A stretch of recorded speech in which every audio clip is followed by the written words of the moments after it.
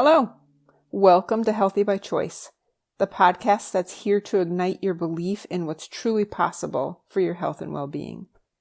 Hi, I'm Dr. Kerry, and what lights me up is empowering others. My mission has always been to inspire you to take your health seriously and give you the tools to understand your body on a deeper, more meaningful level. In each episode, we'll explore the healing power of nature, the role of real food as medicine, and how intentional movement can restore balance to your body and mind. So whether you're on a journey of prevention, recovery, or simply seeking more vitality, this podcast is your reminder. You hold the power to heal. Thanks so much for joining me.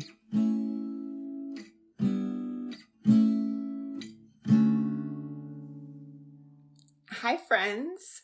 So this is my first ever interview. I am so truly, deeply excited to share with you. This interview is with my friend, known as the Planet Doctor, Dr. Greg Schwartz. And Greg's work is aligned so perfectly with Healthy by Choice. You hold the power to heal. So today we discuss his 4 dietary guidelines, which answers the question, what should we eat?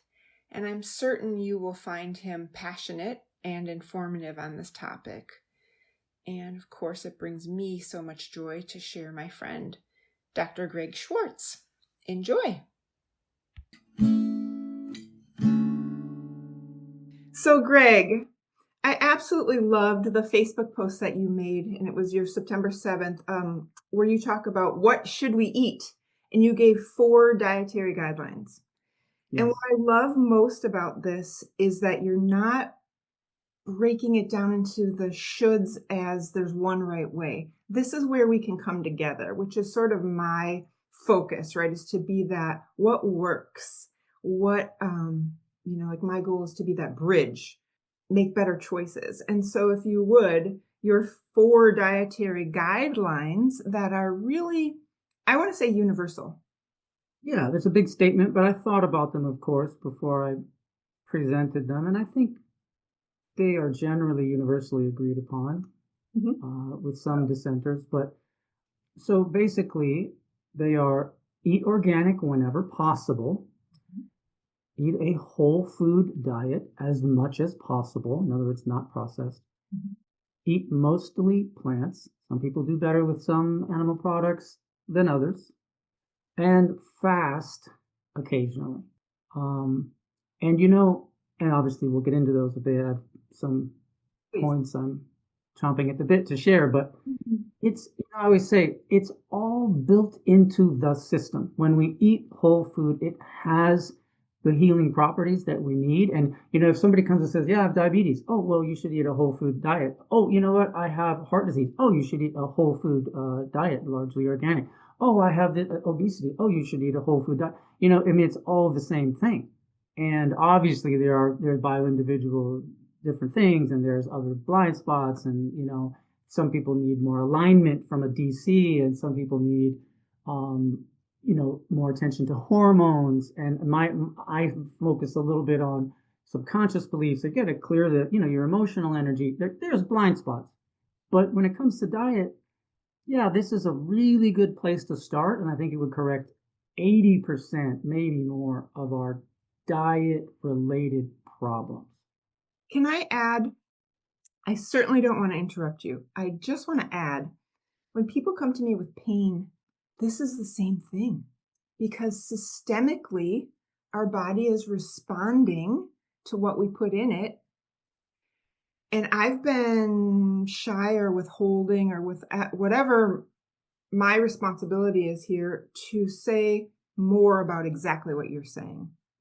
So if you would, at your pace, I want to hear you say about whole food. I don't know that people know whole food from, and I'm serious. Like when I say whole foods or eat unprocessed foods, if it comes in a package, don't eat it, all these things. And I'm like, let's hear how you explain what's a whole food. Wow, it's a good question. I love to define our terms. The easiest way to think of it is literally it's a whole piece of food that has not been sliced or chopped or grinded or added to or subtracted from. It's an apple, or it's a chicken breast, or it's an egg, or it's a nut, you know, that hasn't even just a nut off a tree, hasn't been roasted, hasn't been salted. Roasting is a form of processing. And so whole food is just food as it occurs in nature and it's been harvested. Now, there's minimally processed food like applesauce, which I think is basically similar to apples. It's not a horrible thing, or Depending on which applesauce you purchase. Yes, because they can add sugar and, so yeah, you kind of open the doorway for so much. But, and for instance, tofu, that is a processed food. I eat a lot of tofu. And so you have to choose your battles, I can't just shovel in edamame all day, although maybe I could. And, we eat some processed food. But yes, even orange juice, that is a processed food. You don't get the fiber, and so your blood sugar spikes. I guess that's as simple as I would put it. I love that you said that, and what I am going to focus on in the future as service to the people that I love and want to feel better is it's all about the ingredients. And that's a trick question, because if there are ingredients, that is an indicator of how processed it is. Did it come from seed, soil, water, and God? That's food. If it came from anything else, it is becoming more and more processed. And in addition of that, I do see people pick up a peanut butter not recognizing the difference, or an applesauce not recognizing the difference. And I don't want to cut you off, but I will totally make comments on what you have to say later. So thanks. Cut me off constantly, because it gives it that show vibe. It's back and forth. It's great. Whole unprocessed foods is solves so much already. It's almost like the mic drop. Really? Yeah, it's right. I mean, and again, it's these. They're all important, but yeah, that's number one. If you just do that, you're going to solve a lot of problems. You're going to feel better, and in it, there's a cascade of positive effects in our bodies, because we forget that our bodies, and nobody knows this more than a chiropractor, they know how to heal. We don't have to give them a bunch of stuff, and we just have to get out of the way and stop harming them and stop clogging them and stop being hunched over. Let the nerves flow and the blood flow. Just let them heal themselves.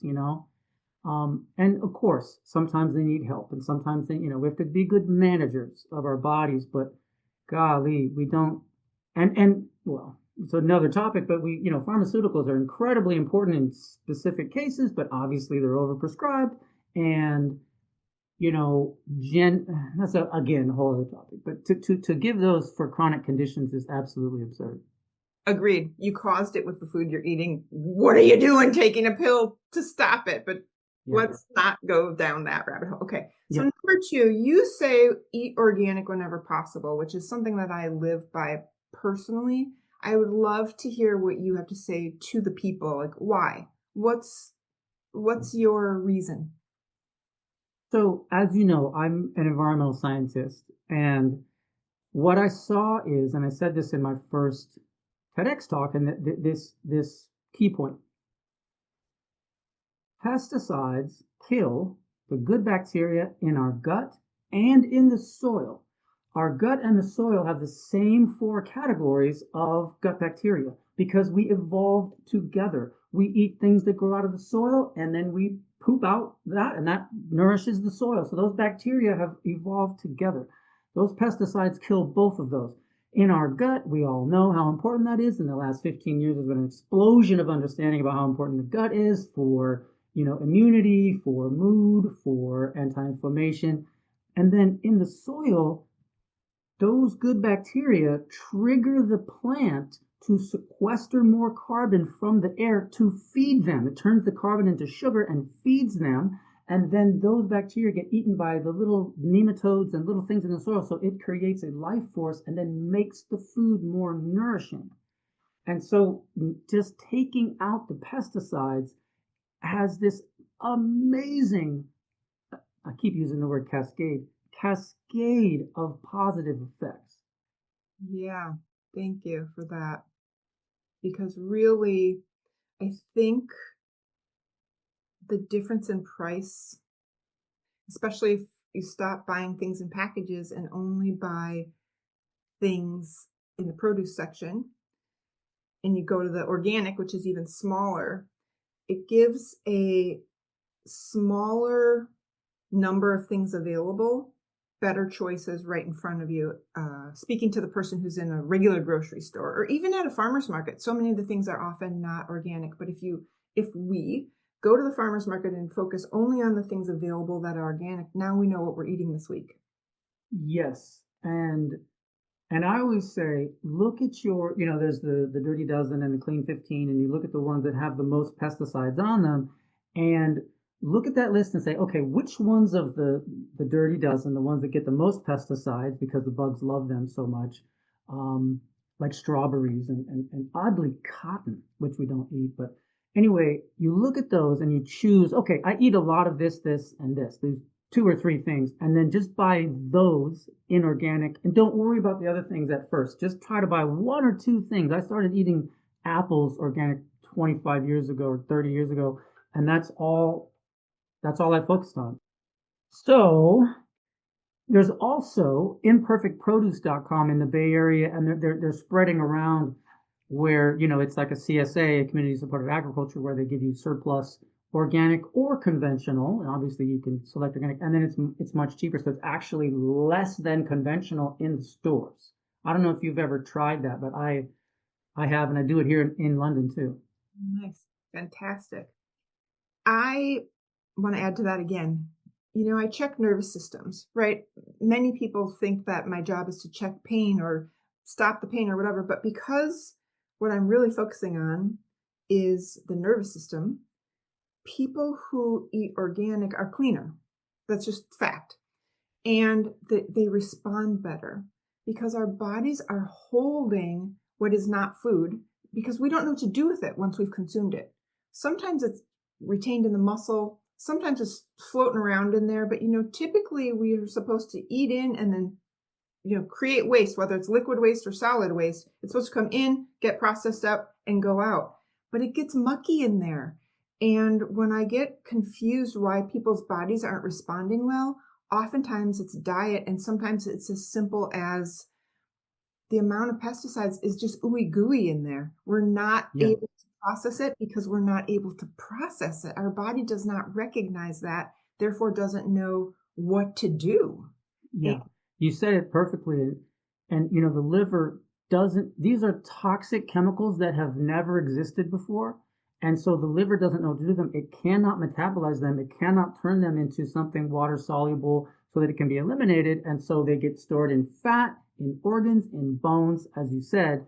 And that clogs this, incredibly subtle, energetic, and chemical system.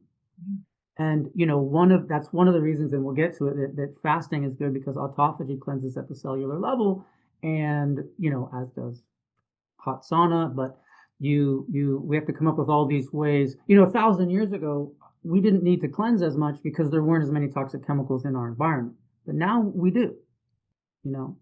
It's my same argument why we need to drink water now. We used to eat only food that had water in it. Yeah. I say that all the time. One of my posts was, stop drinking so much water. Get it from your food, or drink clean water, but don't drink, tap and, not structured water. On and on and on. Okay, are you ready to move on to eat more plants? Which I know I think of you, the eat more plants guy. I think of this as your specialty. Absolutely. So eat mostly plants is one of my recommendations. And I, have been plant-based for 10 years and vegetarian for a few previous to that. I am not heavy-handed about everyone needing to be vegan. I don't think everyone does. I think that it is better for everyone to eat more plants. It is better for the planet, without a doubt, for us to eat more plants. It's certainly better for the animals. They had a vote and they all voted, yes, eat more plants. And there are, as you know, there are tidal waves of evidence supporting the health benefits of eating more plants. And there are tiny exceptions to that in these strange, oddly funded studies. And then if you trace that down, it's usually from Cattlemen's Association, Beef Association. Now, there are, of course, people that eat some animal products and they thrive, such as a few of the blue zones where they eat, and I will say, A2 casein dairy, not A1 that we have, generally. So it's different dairy. They'll eat some fatty fish, very minimal animal meat, some eggs. And so that is a part of, for instance, the Mediterranean diet. And we shouldn't demonize it. We should demonize industrial animal agriculture because it's not good for anyone. But on a small scale, an organic scale, yes, that's possible. We can still eat some animal products. But in general, we need to eat more plants. The planet needs it. We cannot, it's just a numbers game. We cannot support this amount of life on Earth eating so much meat. And there are a few reasons for that. The simplest one that I never hear brought up is just the concentration of calories. If you have 1,000,000 calories of corn and then people eat that, they get 1,000,000 calories. If you feed it to a cow, that cow produces 7% of those calories in meat. And so you've wasted 93% of those calories. Because people say, oh yeah, we eat the corn or we eat the animals. It's the same thing. No. You've just wasted 93% of those calories because the cow is living, it's processing those, it's converting, that's people get mad at me here saying this, but it's processing corn into meat. Now, obviously, meat can be healthy for many people, but you're losing those calories and you're creating all kinds of externalities in the process, wasting water, creating carbon, creating methane. And so it is not sustainable on that scale. We can do it at a very small scale. I would say 10% of what we eat today. So people don't have to freak out and say, I could never have meat again, because that's a real thing. People freak out. Anyway, I'm going on and on. I put a quarter in you. I get it. I know what I'm offering when I say, tell me about eat mostly plants. And I'm not even saying that I 100% agree, disagree, whatever. I am saying I'm curious about your take on it because I know you've used your life to study this, right? You're the plant guy. One last point about that. It's about the balance between oxidation and antioxidation. We talk about oxidation, which is free radical damage, which is inflammation. The natural balance to that, I always say, everything's built into the system, is, antioxidation, which occurs in things that grow out of the earth. And so there's a little bit of antioxidants in some animal products because those animals ate plants. Some dairy has some, traces, but massive antioxidation in everything that grows out of the earth, especially fresh spices, berries, things like that. And so it balances out and it heals you at the quantum level by handing out and sometimes taking electrons. Heard. Thank you. And I know you can go on and will. Okay, sir, I want to hear your idea of fasting. Number 4 in your what should we eat dietary guidelines is fasting. And I'm kind of new to regular fasting. And I want to hear your idea of what should most people do. So fasting is probably the oldest, most ancient, most effective protocol for healing the human body. You could argue that. It simply allows the body to stop working on digestion all the time and clean house. Hippocrates commented on it. Ancient Chinese medicine said 90% of illness begins in the gut. So if you feel a cold coming on, if you have a chronic illness, if you have just fast. Give it a try. Now, obviously, and I'll get into three specific things that fasting does. Uh, Autophagy, which is you start cleansing at the cellular level, especially after 24 hours. Uh, Gut biome reset, which also happens about at the 24-hour mark. These are rough numbers. These are based on animal studies. Stem cell mobilization, first in the gut and then in the whole body at about 3 days, which are the best healing compounds a human body has. So if you have a strange Achilles problem or a strange pain, if you fast for 3 or 4 days, it's practically miraculous what can happen. And last is you have these massive surges in human growth hormone starting around 1 day, but you really get a whole lot again at that 2 to especially 3 day mark. And these are absolute powerhouses of healing. Good. And I know it didn't say anything about intermittent fasting or shorter term, more regular. So intermittent, yeah, I'm talking about complete or water fasts. Intermittent fasting shows a lot of benefits. There's some studies that are showing, oh, well, the benefits aren't what they should have been, or, there's a little bit of more mixed on that. But try it and see. It gives, again, it lets your body, there is some autophagy that happens after 12 or 18 hours. And so some people feel much better like that. I noticed over the last 30 years, before this was even a thing, that about twice a week, I wouldn't eat until about 1 or 2 p.m. and that a day, eat light that day, and then I felt great. So it's just, sometimes you need to vary it up and give your stomach a break.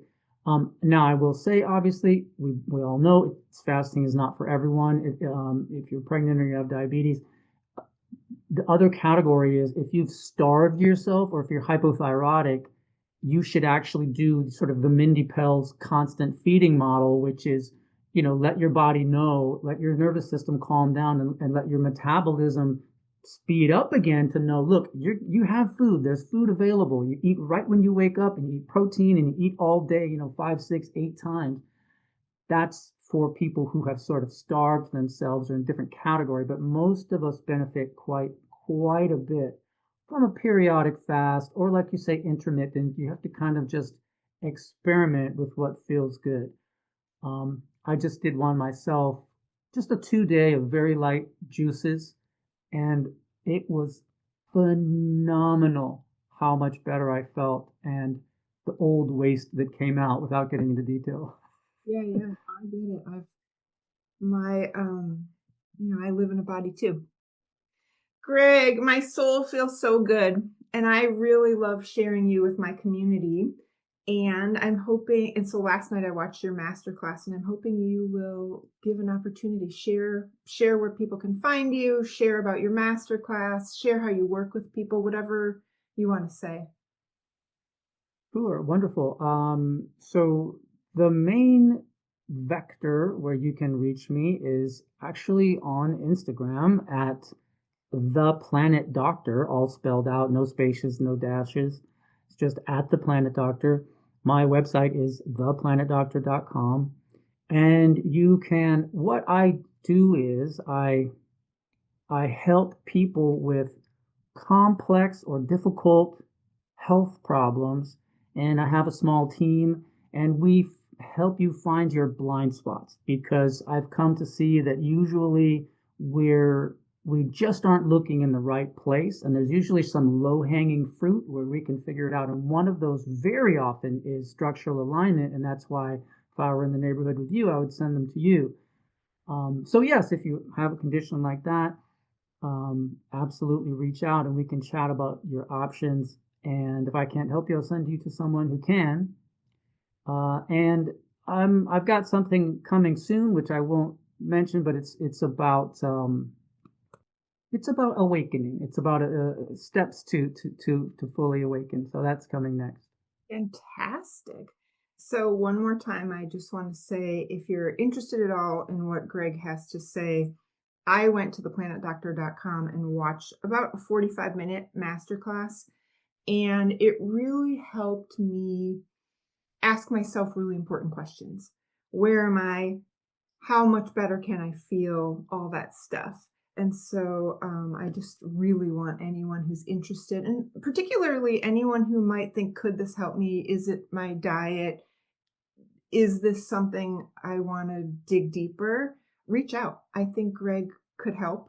And I also think that always start with natural food, start with the easy thing, and also more natural, because any pill that we take has been processed, made out of inorganic chemicals, and our bodies have to take in, not knowing, your kidney and your liver doesn't know what to do with something that didn't come from the earth. So start with from the earth, start with Greg, and at least watch the masterclass is all I have to say.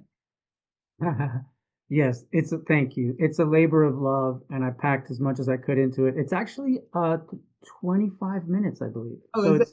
it's not too bad of too much of an investment, but there's a lot in there, and you're welcome to watch it and see what might get triggered in you. That's good.